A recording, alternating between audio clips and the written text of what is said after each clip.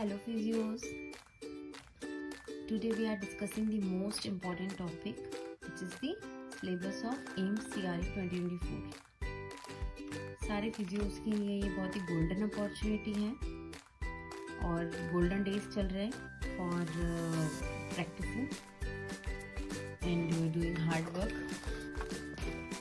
सो सबसे पहले आज हम MCRE का सिलेबस इन डिटेल डिस्कस करेंगे, जिसके लिए आपको सिलेबस में 75% आपके सब्जेक्ट का आएगा.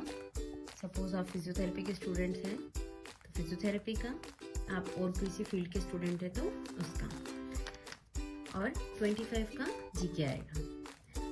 मैं आज फिजियोथेरेपी का जो सिलेबस है वो इन डिटेल डिस्कस करूँगी आपके साथ इस वीडियो में.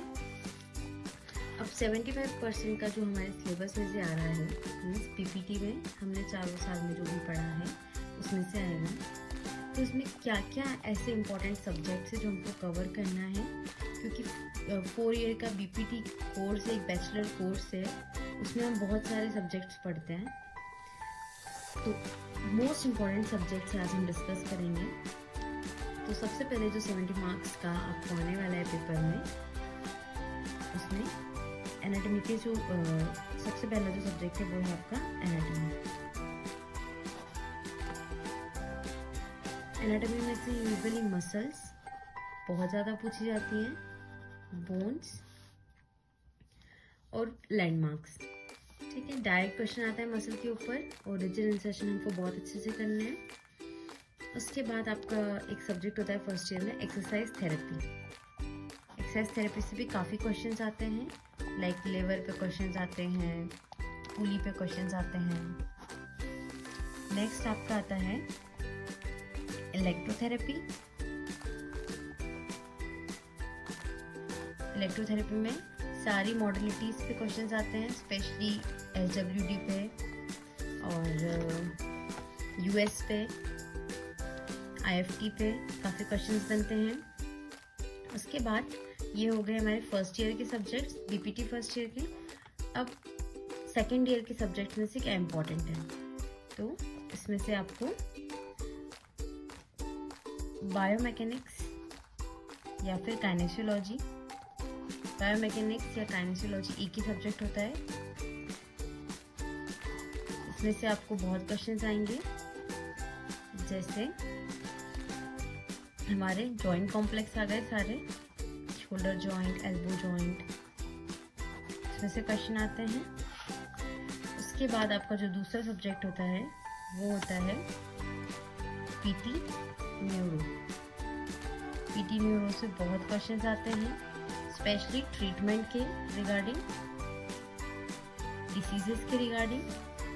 फिर आपका आता है PT ऑर्थो. सारे फ्रैक्चर्स में हम क्या ट्रीटमेंट प्रोटोकॉल देंगे, कितने पीरियड का इमोबिलाइजेशन रखेंगे, इस टाइप के कुछ क्वेश्चंस बनते हैं आपके. PT कार्डियो का वेटेज इतना ज़्यादा नहीं रहता है, लेकिन फिर भी 1 to 2 क्वेश्चंस तो होते ही हैं.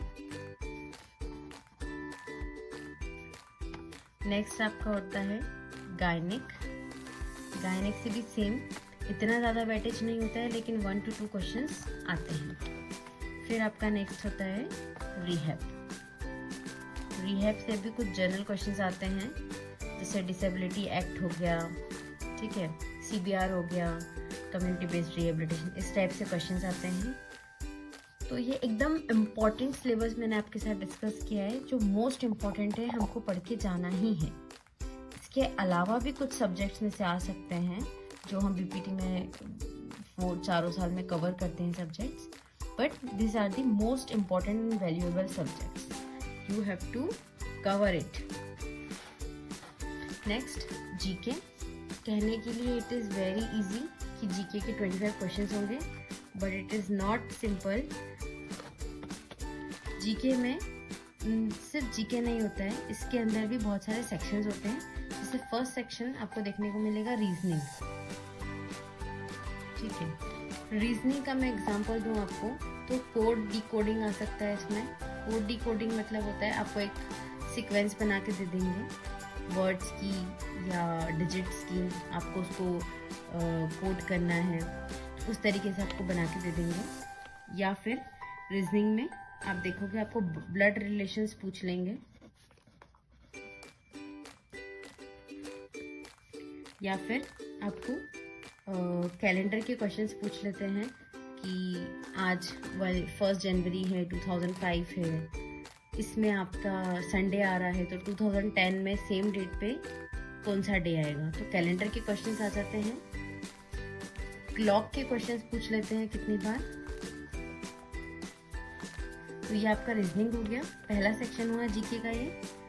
दूसरा सेक्शन आपको इसमें कंप्यूटर के भी क्वेश्चंस होते हैं, ज़्यादा नहीं होते हैं, 1 to 2 क्वेश्चंस होते हैं कंप्यूटर के।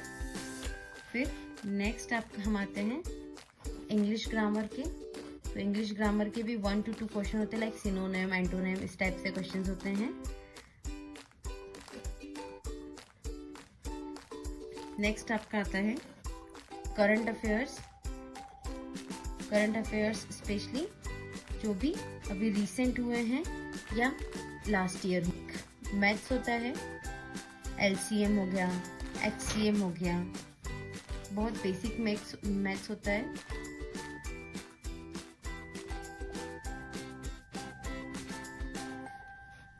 नेक्स्ट आपका आता है हिस्ट्री या फिर जियोग्राफी।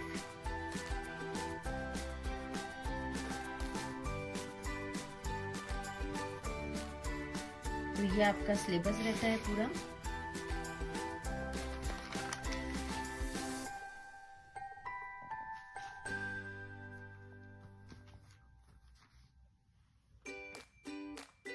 इसके अलावा अब हम मार्क्स स्कीम डिस्कस करेंगे कि मार्क्स का डिस्ट्रीब्यूशन कैसे होता है।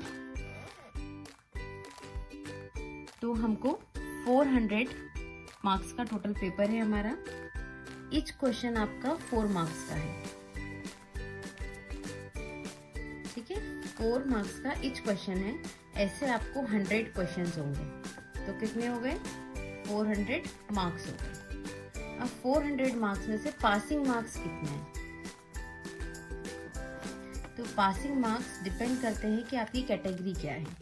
अगर आपने जनरल कैटेगरी या EWS से फॉर्म फिलअप किया है तो आपका पासिंग मार्क्स होंगे 40%।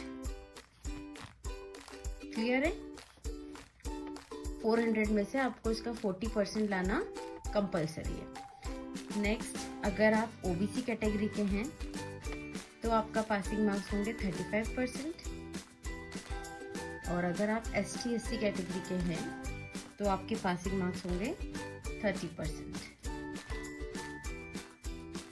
इस तरीके से आपका सिलेबस अरेंजमेंट और मार्क्स स्कीम रहेगा। इस सिलेबस को कवर करने के लिए हमारी स्पेशल क्लासेस भी ऑनगोइंग है। If you want to participate, so मैंने डिस्क्रिप्शन बॉक्स में उसकी लिंक दी है। और एनी फर्दर क्वायरीज है अगर आप लोगों की, तो प्लीज़ कमेंट रिगार्डिंग सिलेबस और regarding form filling, regarding center choice. So this is all about the AIIMS CRE syllabus of physiotherapy. Thank you.